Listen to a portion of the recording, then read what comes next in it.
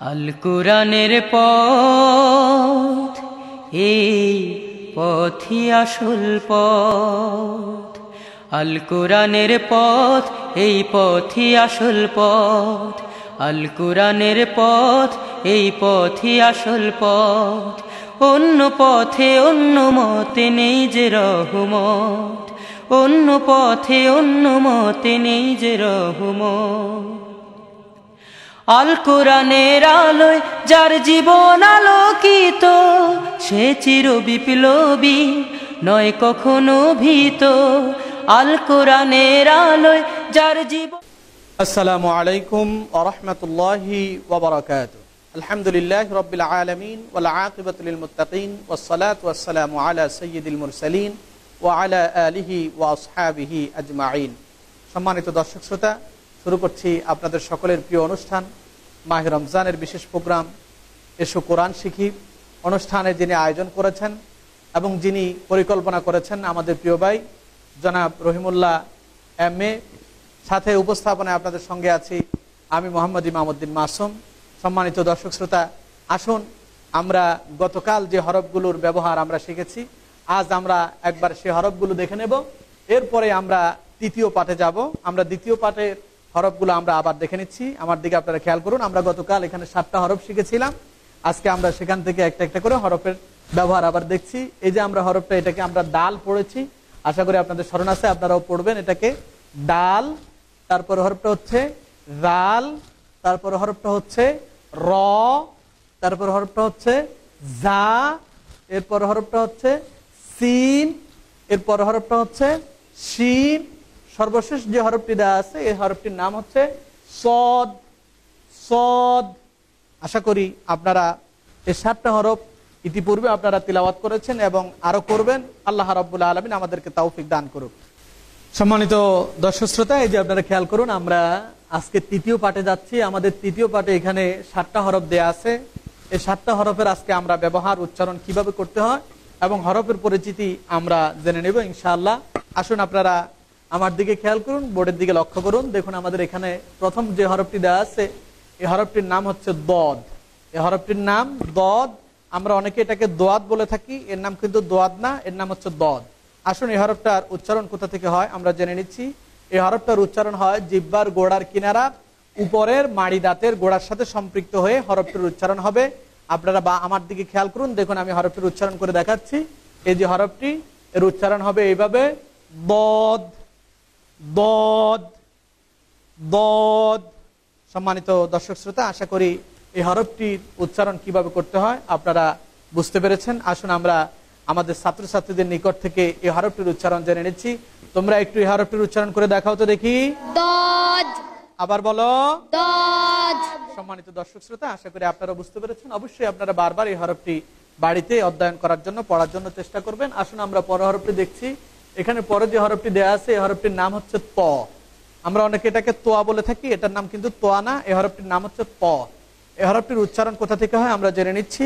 এই হরফটির উচ্চারণ হয় জিহ্বার আগা সামনের উপরের দুই দাঁতের গোড়ার সাথে সম্পৃক্ত হয়ে এই হরফটির উচ্চারণ হয়। দেখুন আমি হরফটির উচ্চারণ করে দেখাচ্ছি, আপনারা খেয়াল করুন। এই যে ত হরফটির উচ্চারণ আমরা দেখছি ত, ত, ত। সম্মানিত দর্শক শ্রোতা, আশা করি আপনারা হরফটির উচ্চারণ বুঝতে পেরেছেন। আপনারা বাড়িতে হরফটির উচ্চারণ করবেন। আসুন আমরা আমাদের ছাত্রছাত্রীদের নিকট থেকে এই হরফটির উচ্চারণ জেনে নিচ্ছি। তোমরা একটু এই হরফটির উচ্চারণ করে দেখাও তো দেখি। ত। আবার বলো ত। আবার বলো ত। সম্মানিত দর্শক শ্রোতা, আশা করি আপনারা ত হরফটির উচ্চারণ অবগত হয়েছেন। এবার আসুন আমরা পর হরফটি দেখে নিচ্ছি। এখানে পর হরফটি দেওয়া আছে জ। আমরা এটাকে অনেকে জোয়া বলে থাকি, এটার নাম কিন্তু জোয়া না, এটার নাম হচ্ছে জ।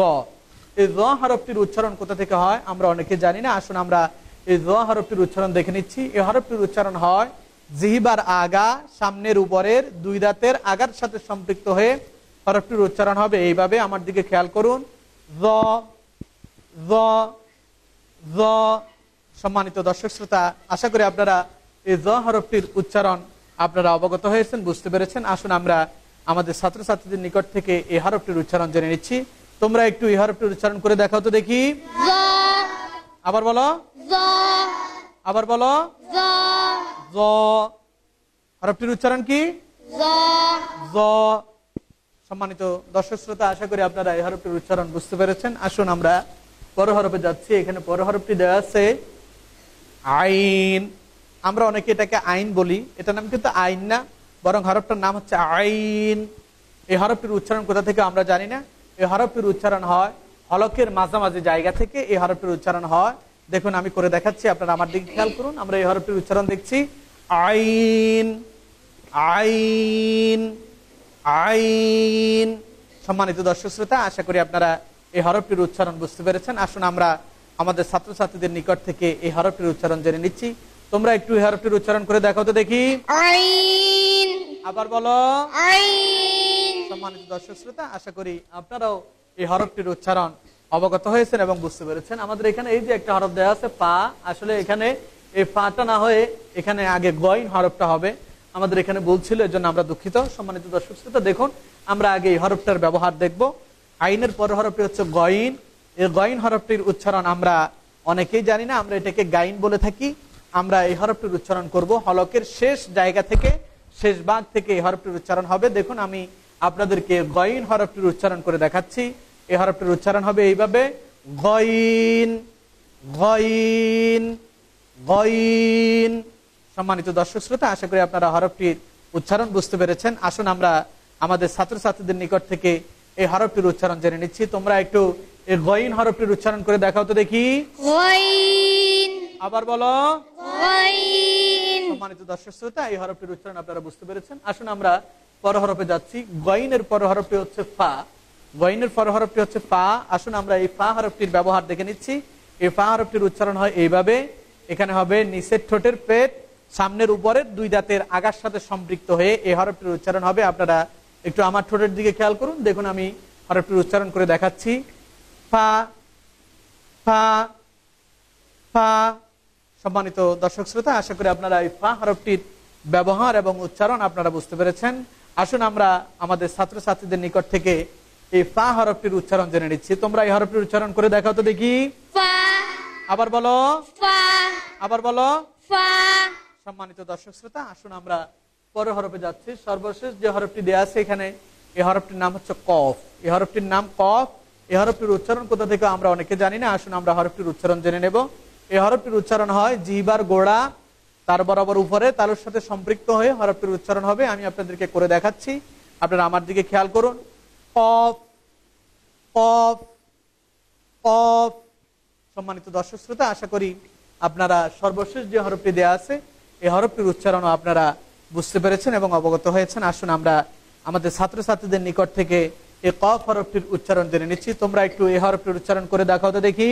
কফ, আবার বলো। কফ। সম্মানিত দর্শক শ্রোতা, আজকে আমরা তৃতীয় পাঠে আমরা এখানে 7টি হরফ আজকে আমরা শিখেছি। বাড়িতে আমরা এই হরফগুলো বারবার তিলাওয়াত করার জন্য চেষ্টা করব, উচ্চারণ করব, বারবার এই ভিডিওটি দেখব। আশা করি আমরা সকলে ইনশাআল্লাহ এই হরফগুলোর উচ্চারণ করতে পারবো। আল্লাহ রাব্বুল আলামিন আমাদের সকলকে এই হরফগুলোর যথাযথ উচ্চারণ করার তৌফিক দান করুক। আগামী অনুষ্ঠান দেখার আমন্ত্রণ জানিয়ে আজ এখানে বিদায় নিচ্ছি। আসসালামু আলাইকুম ওয়া রাহমাতুল্লাহি ওয়া বারাকাতুহু।